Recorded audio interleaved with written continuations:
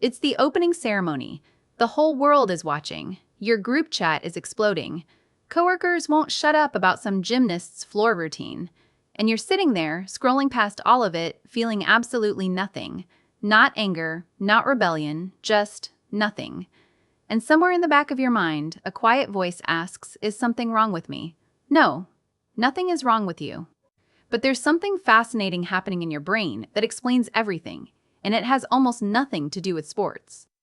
Today, we're breaking down the psychology of people who genuinely don't care about the Olympics. And I don't mean people who are pretending not to care for attention. I mean the millions who watch the entire planet lose its collective mind every 4 years and feel like they're observing an alien ritual they were never invited to understand. Here's the thing. You're not broken, you're not cold, and you're definitely not unpatriotic. Your brain is simply wired to seek meaning, excitement, and community through completely different channels. And by the end of this, you'll understand exactly why. But first, we need to dismantle a myth that almost everyone believes. Most people assume that loving sports is just part of being human. It feels hardwired, right? Millions of years of tribal competition, physical dominance, survival of the fittest. Watching athletes should light up every brain the same way. Except it doesn't, not even close. Research published in the Journal of Personality and Social Psychology in 2019 on optimal stimulation levels found that people have vastly different thresholds for what registers as exciting versus what registers as overwhelming. Dr. Amanda Richardson's work showed that the same emotional intensity that makes one person leap off the couch during a 100-meter dash makes another person want to leave the room. Your nervous system has a set point for stimulation, and for some people, Olympic-level intensity doesn't hit that sweet spot. It blows right past it into territory that feels exhausting rather than exhilarating. And this isn't just about the Olympics. This is about how your brain processes all intense emotional experiences. But there's a deeper mechanism at work that most people never consider, and it involves something psychologists have been studying since the 1970s. Let me explain the first major piece of this puzzle. Psychologist Robert Cialdini published a landmark study in 1976 called Basking in Reflected Glory. He studied football fans and discovered something remarkable. When their team won, fans were significantly more likely to say, "We won." When the team lost, it became, "They lost." People were literally borrowing the emotional highs of victories they had absolutely zero part in achieving. Cialdini called this "burging," basking in reflected glory, and it works because your brain's reward system can fire dopamine in response to vicarious achievement. You watch a stranger from your country win gold, and your brain treats it like you accomplished something. But here's where it gets interesting. Not everyone's reward system responds to vicarious success the same way. For some people, watching someone else win triggers genuine euphoria. For others, the circuit just doesn't fire. It's not that you're emotionally dead. It's that your dopamine system is wired to respond to achievements you directly participated in. Your brain doesn't hand out rewards for things you had no control over, and that connects to something even deeper. Psychologist Julian Rotter introduced the concept of locus of control back in 1966. People with a strong internal locus of control prefer investing emotional energy into outcomes they can directly influence. They want skin in the game. Screaming at a television while an athlete you've never met determines whether you feel joy or disappointment for the next 3 hours. For someone with a strong internal locus of control, that feels fundamentally unsatisfying. You're not apathetic. You just can't trick your brain into caring about something you can't affect. And honestly, that's not a flaw. That's a feature. Sound familiar? Stay with me, because this goes even deeper than your reward system. Let's talk about tribal identity. Sports tap into some of the oldest wiring in the human brain. Group belonging, in-group loyalty, us versus them. For most of human history, being part of a tribe literally meant the difference between life and death. And major sporting events like the Olympics activate that ancient circuitry beautifully. Your country becomes your tribe. The athletes become your warriors. The medal count becomes your scoreboard for survival.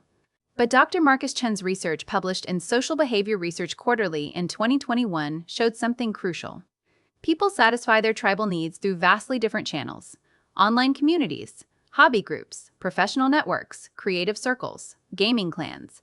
If you already have a deep sense of belonging somewhere, the Olympics don't fill a void because there is no void.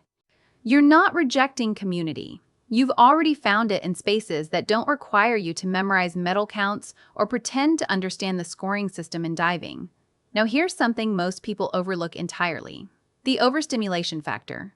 Modern life already bombards you with notifications, work deadlines, social media drama, political chaos, family obligations. Your nervous system is already working overtime, just processing a normal Tuesday.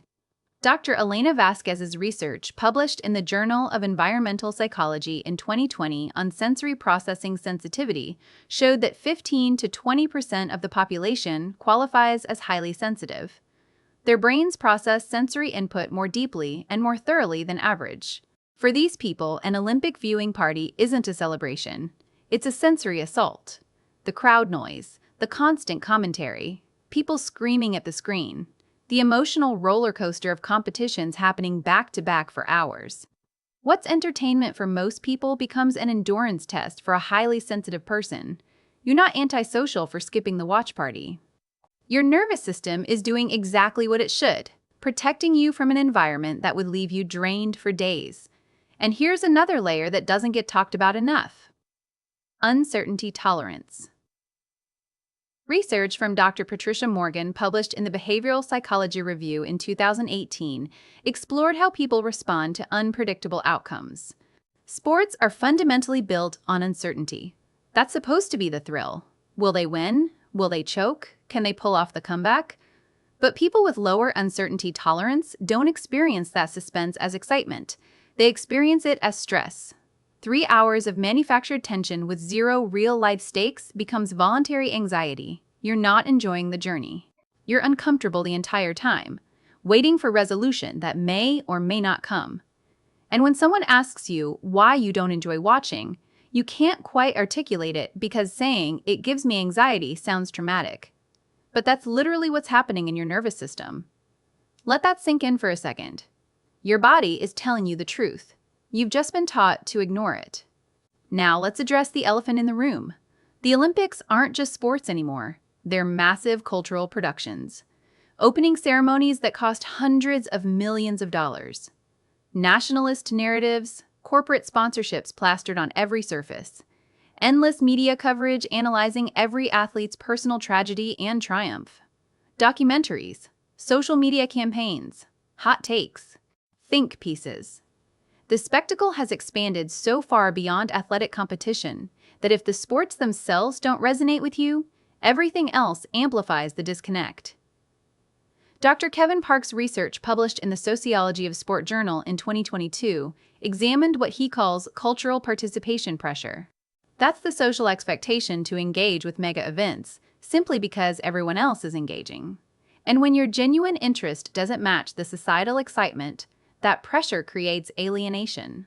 You watch everyone around you getting emotionally invested in something that feels completely arbitrary to you, and it creates this lonely disconnect that's genuinely hard to explain without sounding like a contrarian.